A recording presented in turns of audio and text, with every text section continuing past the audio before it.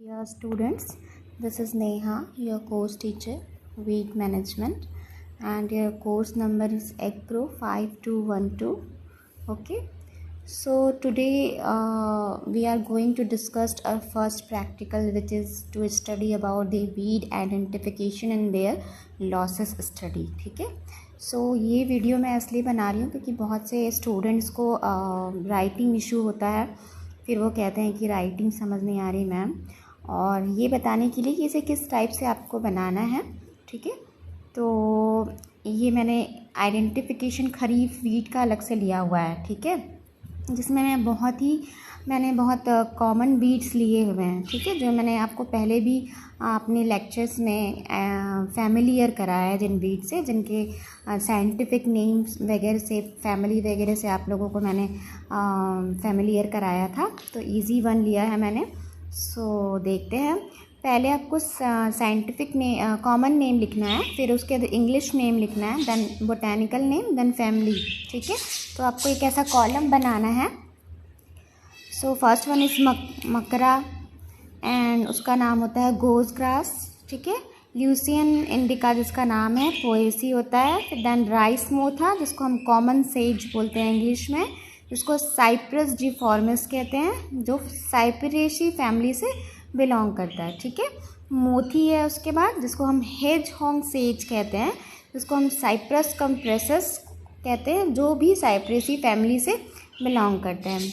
Then after धतूरा, Jinson weed कहते हैं जिन्हें, धतूरा स्ट्रामोनियम कहते हैं जिसका बोटैनिकल नेम है, और सोलेसी फैमिली से बिलोंग करता है। बंगाल डे फ्लावर जो है वो कॉमनली बेंगालेंसिस को कहते हैं, जो मैंने बहुत ही कॉमनली बहुत सारे लॉसेस में आपको इसका स्टडी करवाया है। बहुत ही कॉमन वीड है, कॉमोलिनियसी फैमिली से बिलोंग करता है। देन आफ्टर गाजर ग्रास, जिसको हम पार्थेनियम हिस्टेरोफोरस कहते हैं, जो एस्टेरेसी फैमिली से बिलोंग करता है। ठीक है, जिनको हम जंगली गाजर घास भी कहते हैं, इंग्लिश में उसे वाइल्ड कैरेट ग्रास कहते हैं। ठीक है, देन अस्थमा प्लांट, पिल पॉट स्प्रज बोलते हैं, यूफॉर्बिया हिरेटा होता है, जो अस्थमा प्लांट के बारे में भी मैंने बताया है। उसके छोटे छोटे लीव्स जो हैं पैरेलल वेनेशन में लगे हुए होते हैं, और ग्रीन फ्लावर्स होते हैं। आप देखेंगे तो आप ये सारे जो इमेजेस हैं, ये सारे आइडेंटिफाई करने के लिए आप गूगल का हेल्प ले सकते हैं। आप गूगल के थ्रू जा सकते हैं ये सारे नाम लेके। एंड देन जंगली जई, वाइल्ड ओट कहते हैं, एवेना फैचुआ जिसका साइंटिफिक बोटैनिकल नेम है। देन उसकी फैमिली जो है वो पोएसी फैमिली से बिलोंग करता है। ठीक है, देन फ्लैट सेज है, जिसको राइस फ्लैट सेज बोलते हैं, जो साइप्रस एरिया, जो राइस के जैसा दिखता है, जिसका मिमिक्री प्लांट है राइस का, वो साइपरेसी फैमिली से बिलोंग करता है। ठीक है, देन आफ्टर मिमिक वीट, जो ये तो आप सब बहुत ही ज़्यादा फैमिलियर हैं इससे, फेरिलिस माइनर होता है, जो वीट के समान दिखने वाला पौधा है।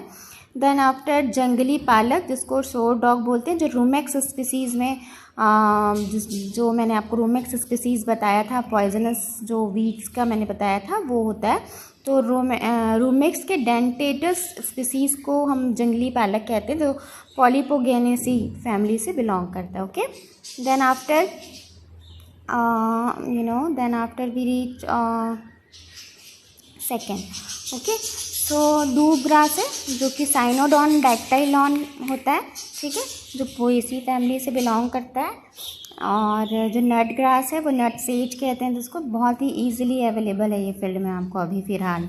ये खरीफ जितने भी मैंने बताया सारे खरीफ के वीड्स हैं, जो आपको अभी देखने को मिलेंगे। ठीक है, तो आप इनका कलेक्शन अभी ही करेंगे, क्योंकि आपको रबी के सीज़न में ये नहीं देखने को मिलेंगे। ठीक है, सो साइप्रस रोटंडस उसका बोटैनिकल नेम है, and then it is belongs to family Poaceae also.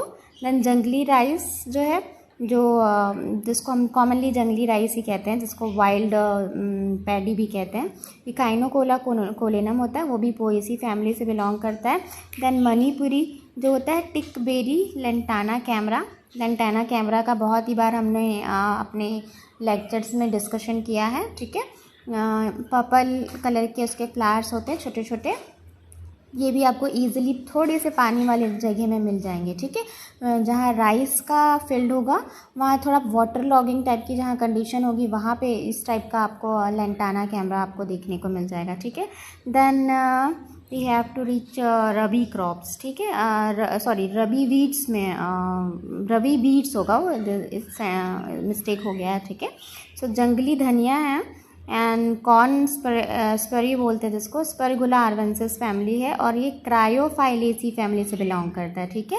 सो ये जिसको समझ नहीं आ रहा होगा राइटिंग वो सुन लेंगे, क्रायोफाइलेसी फैमिली से बिलोंग करता है। देन भथुआ है जो कॉमन लैम्बा स्क्वैटर बोलते हैं जैसे चिनोपोडियम एल्बम। भथुआ जो है वो वीट की कैटेगरी में आता है हमारे एग्रोनॉमी में, पर हम उसे एज अ साग भी यूज़ करते हैं, ठीक है, क्योंकि बहुत सारे न्यूट्रिशनल वैल्यू हैं उसके, आयरन बहुत ज़्यादा उसमें होता है इस वजह से, ठीक है। देन मैनिया टूटेड ब्रश क्लवर कहते हैं जिसको मेडिको डेंटिकुलेटा कहते हैं, फैबिएसी फैमिली से बिलोंग करता है, ठीक है।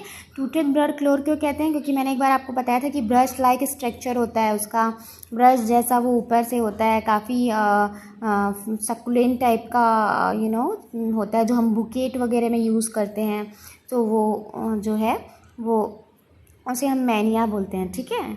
एंड देन मिल्क वीट जो है वो पेरिनियल सो थ्रिसल कहते हैं, थ्रिसल के बारे में मैंने बताया है आप लोगों को, सोंचस आर्वेंसिस एस्टेरेसी फैमिली से बिलोंग करता है, ठीक है। And then after button beets, ठीक है, बटन बीट्स क्या होता है, लिटिल मैलो बोलते हैं जैसे, ठीक है, जिसको मालवा पारवी फ्लोरा जो है उसका फैमिली है, मालवेसी फैमिली से बिलोंग करता है, क्योंकि बहुत सारे फाइबर्स इससे मिलते हैं। जैसे मैंने आप लोगों को बताया था कि वीट जो है अनवांटेड अनडिज़ायरेबल, अनवांटेड कहना सही नहीं, अनवांटेड कह सकते हैं, अनडिज़ायरेबल नहीं कह सकते, कि ये जो वीड है ना आपका बटन वीड, वो जो है वो झाड़ू बनाने के काम आता है, क्योंकि काफ़ी फाइबरस इन नेचर का होता है, तो ये गाँव में इसका झाड़ू बनाने के लिए यूज़ करते हैं। देन काशनी, ठीक है, काशनी को हम टाइगर ग्रास भी बोलते हैं, इसको काइकोकोरियम इंटाइबस भी कहते हैं, जो एस्टेरी फैमिली से बिलोंग करता है, ठीक है। देन प्याजी जो है वो वाइल्ड ओनियन को बोलते हैं, हिंदी में प्याजी बोल देते हैं, ठीक है। एस्फोडेलस टेनिफॉलिलस, ठीक है, लिलिएसी फैमिली से बिलोंग करता है, एस्फोडिलस टेनिफॉलिलस है, ठीक है, इसका स्पेलिंग आप देख लेंगे प्रोनाउंसिएशन के अकॉर्डिंगली। Then after losses caused by weeds, ठीक है, इसमें हमको वीड से क्या क्या लॉसेस होते हैं ये भी हमको देखना है। तो रिडक्शन इन क्रॉप यील्ड, ठीक है, जो सबसे मेजर हार्मफुल इफेक्ट्स तो वीड्स के यही हैं, यही लॉस करता है कि वो हमारे उपज को, यील्ड को कम कर देता है, ठीक है, काफ़ी लॉस होता है। So weed compete with crop plants for nutrient, soil moisture, space and sunlight. In general, an increase in 1 kilometer wheat growth correspond to reduction in 1 kilometer of crop growth. Okay. Then depending on type of wheat, intensity of infestation, period of infestation, the ability of crop to compete and climatic conditions, the loss varies. ठीक है, तो वो depend करता है कि उसका infestation का कितने इंटेंसिटी की कितनी है संक्रमण फैलाने की उसकी, ठीक है, कितने दिन तक के वो, कितने पीरियड तक के वो स्टे करता है वहाँ पे हमारे क्रॉप फील्ड पे, ठीक है, कितनी एबिलिटी है उसकी कम्पीट करने की, क्लाइमेटिक जो भी एलिमेंट्स है उसे हमारे ड्यू टू क्लाइमेटिक एलिमेंट्स से जो वो कंपटीशन करते हैं हमारे क्रॉप प्लांट के साथ, तो उसकी कितनी एबिलिटी है, तो ये सब डिपेंड करता है इतने सारे कंडीशन पे, ठीक है। तो ये मैंने टेबल बनाया है, मेजर जो क्रॉप्स हैं वो मैंने लिए हैं, जिसमें राइस, वीट, मेज, मिलेट्स, ग्राउंडनट्स हैं, ठीक है, और कितना परसेंट से कितना परसेंट तक के वो लॉस करता है यील्ड का मैंने वो बताया है। जैसे कि राइस में देखिए 91 मतलब बिलो 9 to 51.4% तक का यील्ड का लॉस कर देता है, ठीक है। देन उसके बाद मेज में देखिए, मेज में भी बहुत ज़्यादा लॉस करता है, 29.5 to 74% तक मेज़ में जो भी वीट्स उगते हैं वो लॉस करते हैं, ठीक है। एंड ग्राउंड नट में भी काफ़ी ज़्यादा है लॉस का परसेंटेज, मिलेट्स में काफ़ी ज़्यादा है। तो ये जो परसेंटेज का जो मैंने रेंज बनाया है वो इंटेंसिटी ऑफ द इन्फेस्टेशन और पीरियड ऑफ इन्फेस्टेशन के अकॉर्डिंग है। अगर आपका इंटेंसिटी ज़्यादा है तो यील्ड को ज़्यादा लॉस करेगा, ठीक है। अगर इंटेंसिटी उतनी नहीं है तो वो यील्ड को कम लॉस करेगा। इसलिए मैंने एक रेंज बनाया है कि इतने से इतने रेंज तक वो लॉस करता है। देन आफ्टर शुगर केन लिया है, कैश क्रॉप को भी काफ़ी लॉस करता है। लिनसीड लिया है मैंने। फिर कॉटन भी, कॉटन जो है कमर्शियल क्रॉप है ना, तो कमर्शियल क्रॉप में भी काफ़ी लॉस होता है। Then after peas and carrot also there, ठीक है। So among the pest weeds account for 45% reduction in yield, ठीक है, while the insect 30%, disease 20%, other pest 5%, ठीक है। तो देखिए मतलब जो यील्ड में जो लॉस हो रहा है वो वीट से 45% हो रहा है, rather than diseases and insects and paste also, ठीक है। तो उस मतलब कितना ज़्यादा लॉस जो है वो वीट से होता है, यहाँ पे मैंने बताया है। Then after weed loss in crop quality, ठीक है। क्रॉप क्वालिटी में क्या लॉस करता है, तो जैसे मैंने पहले भी बताया कि मिमिक प्लांट के सीड्स की वो मिल जाते हैं, हम आइडेंटिफाई नहीं कर पाते, तो उसी का डिस्कशन मैंने यहाँ पे किया है। सो मैं ये रीड आउट कर देती हूँ, ठीक है। If a crop contains weed seeds it is to be rejected, specially when crop is grown for seed. For example the wild oat weed seeds are similar in size and shape of the crop barley, ठीक है।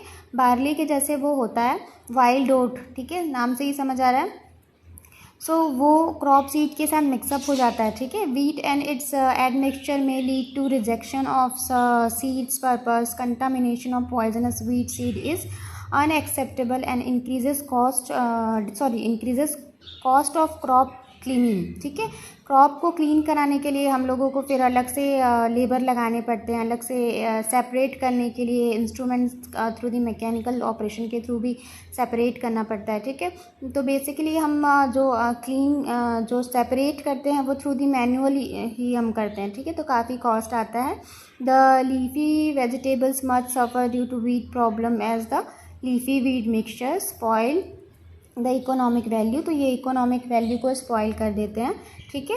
So then after weeds as reservoir of pest and diseases, so weeds form a part of community of organism in a given area.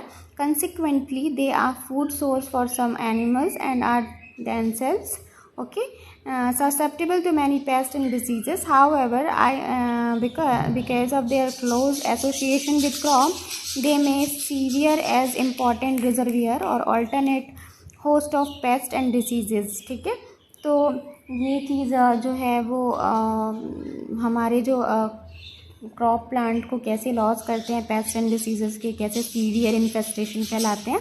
Then after interference in crop handling, तो some weeds can make to operation of agriculture machinery more difficult, ठीक है। कुछ weeds runner type के होते हैं जो हमारे machineries के जो पार्ट्स होते हैं, कल्टीवेटर्स होते हैं, रोटावेटर होते हैं, उसमें फंस जाते हैं, ठीक है। तो वो हैंडलिंग करने में काफ़ी दुविधा होती है, okay. So more costly and even impossible. Heavy infestation of Cynodon dactyl lawn causes poor ploughing performance, ठीक है। पुअर प्लॉइंग परफॉर्मेंस मतलब जब घास जो होता है, जो मेन जो ऐसे नॉर्मल जो घास उगाता है, तो वो जो है जैसे हम जब टीलेज ऑपरेशन करते हैं अपने फील्ड का, प्लॉइंग वगैरह करते हैं, तो काफ़ी क्या होता है, पहले हम उसको उखाड़ते हैं, ठीक है, थ्रू दियर मशीनरी, ठीक है, अपने मशीनरी से हम उसे करते हैं, तो वो काफ़ी टाइम कंज्यूमिंग होता है और टीलेज ऑपरेशन में काफ़ी बाधा डालता है, ठीक है, ऑब्स्टिकल डालता है वी कुड से।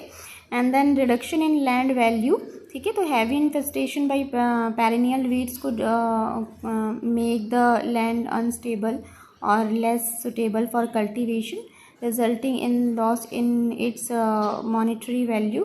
Thousands of hectares of cultivable area in rice growing regions of India have been abandoned or not being regularly cultivated due to severe infestation, okay. So another perennial grasses also, so nut grasses जो होता है, Cyprus rotundus type का जो होता है, वो काफ़ी perennial weeds हैं, है ना। तो ये काफ़ी हमारे जो सॉइल हैं उसको काफ़ी सीवियर इन्फेस्ट करते हैं, ठीक है, ख़राब करते हैं, फर्टिलिटी को कम करते हैं। And then limitation of crop choice, so when certain weeds are heavy infested, if it will limit the growth of particular crop, the high infestation of parasitic weeds such as Striga lutea may limit the growing of sorghum or sugarcane, ठीक है। तो ये भी होता है कि limitation choice of crop कैसे हो जाता है कि बहुत सारा जो हैवी इन्फेस्टेशन कर देते हैं, तो पैरासिटिक वीड्स होते हैं कुछ, जैसे स्ट्रीगा ल्यूटिया है, वो क्या करता है सोरगम और शुगर केन में करता है हार्म, ठीक है। तो अगर हमने सोरगम लिया हुआ है और काफ़ी इन्फेस्टेशन हो गया है, काफ़ी संक्रमण हो गया है, ठीक है, तो हम उसमें अगर वीडीसाइड हमने हमने मैकेनिकल ऑपरेशन कर लिया है या कोई वीडीसाइड डाल दिया, ठीक है, केमिकल कंट्रोल के लिए हमने कोई वीडीसाइड उसमें डाल दिया है, तो फिर हमारी जो चॉइस जो होती है ना, क्रॉप के लिए जो हमारी चॉइस होती है वो लिमिट हो जाती है। क्यों? क्योंकि हमने उसमें हो सकता है कि वहाँ पे ब्रॉड लीफ जो वीड्स उगाए थे, तो हमने उसके अकॉर्डिंगली केमिकल किया हुआ है, ठीक है, केमिकल ट्रीटमेंट किया हुआ है, फिर हमको उसके अकॉर्डिंगली ही क्रॉप लेना पड़ेगा। अगर हमारा काफ़ी ज़्यादा नुकसान हो जाता है, हमें दूसरी क्रॉप उस फील्ड पे लेनी है, तो ये लिमिटेशन हो जाता है क्रॉप चॉइस के लिए, ठीक है। And then loss of human efficiency. So weeds reduce human efficiency through physical discomfort caused by allergies and poisoning. Weeds such as congrass weed जैसे पार्थियम हिस्टोफेरम cause itching. ये पार्थियम हिस्टोफेरम जो है वो ईचिंग के अलावा हमें अस्थमा जैसे डिसीज़ और बीमारी कॉज करता है ह्यूमंस को, ठीक है। जैसे दमा की बीमारी हो जाती है, वो ब्रीथ के जरिए इसके जो पॉलेंस जब हमारे अंदर नोज़ल जो है उसमें पहुंचते हैं, तो काफ़ी मतलब डिस्कम्फर्ट फील होता है और फिर छींक आने लगती है। तो इस टाइप का अस्थमा की बीमारी भी कॉज करता है rather than eating.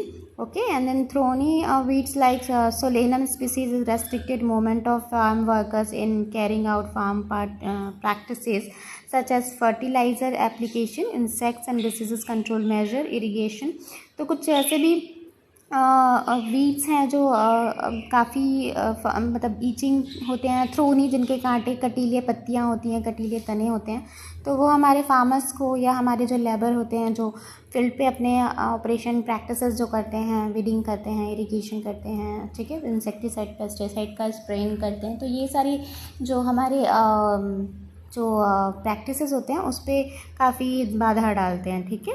So problems due to aquatic weeds. तो एक्वेटिक वीड से क्या प्रॉब्लम आता है? तो aquatic weeds that grow along the irrigation in canals, channels and streams, ठीक है, restricts the flow of water with obstruction, cause reduction in velocity of flow and increases stagnation of water and many lead to high salinization and reduced carrying capacity. Then after aquatic weeds from breeding grounds for obnoxious insects like mosquito, they reduce recreational value by interfering with fishing, swimming, boating, hunting and navigation on stream and canals, ठीक है। तो majorly तो ये बहुत सारी चीज़ों में जब आप देखेंगे कि पॉन्ड वगैरह में काफ़ी सारे वीड्स उगाते हैं, तो वो पानी को गंदा करते हैं, ठीक है, और पानी में जो रहने वाले जो ऑर्गेनिजम्स हैं, फिश वगैरह हैं, उनमें ऑक्सीजन की कमी हो जाती है इस वजह से, ठीक है, वहाँ पे काफ़ी ज़्यादा कार्बन डाइऑक्साइड हो जाता है, जिससे जो पानी में रहने वाले जो एनिमल्स हैं वो मरने लगते हैं, ठीक है। उसके अलावा भी बहुत सारी चीज़ों में जैसे कि नेविगेशन जो होता है, ठीक है, जो हम रूट देखते हैं सी ब्रिज वगैरह में, जब हम जो बड़ी बड़ी जहाज़ें जो चलती है, शिप वगैरह चलते हैं, ड्रिलिंग प्रोसेस होते हैं, ठीक है, ऑफशोर में, तो इन सारी चीज़ों में अगर वीड्स उगाया है, ठीक है, एक पर्टिकुलर एरिया में, तो वहाँ पे काफ़ी अड़चने वो खड़ी करता है, ठीक है। तो इस टाइप से वीड जो है हार्मफुल इफ़ेक्ट वीड्स के हैं, ठीक है। तो ये मैंने अपनी इस प्रैक्टिकल में इसलिए आप लोगों को बताया है कि ताकि आप लोगों को एक बार मैं समझा सकूं। और ये जो वीड्स का मैंने आइडेंटिफिकेशन लिया है, अगर आप कोशिश करें तो सारे वीड्स के नाम आप फैमिली के अकॉर्डिंगली एक साथ लिख लें, ठीक है, तो आपको याद करने में ईजी हो जाएगा, ठीक है। और ये सारे वीड्स आप गूगल के थ्रू या फिर आपके पास जो भी रिसोर्सेज अवेलेबल हैं आप उसके थ्रू आइडेंटिफाई कर सकते हैं, ठीक है।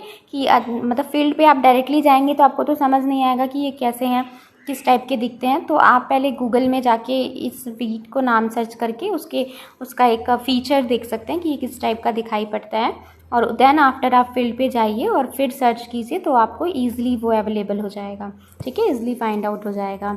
सो आज के लिए बस इतना ही। कल से हम अपने लेक्चर में थ्योरी कंटिन्यूसली करेंगे, ठीक है।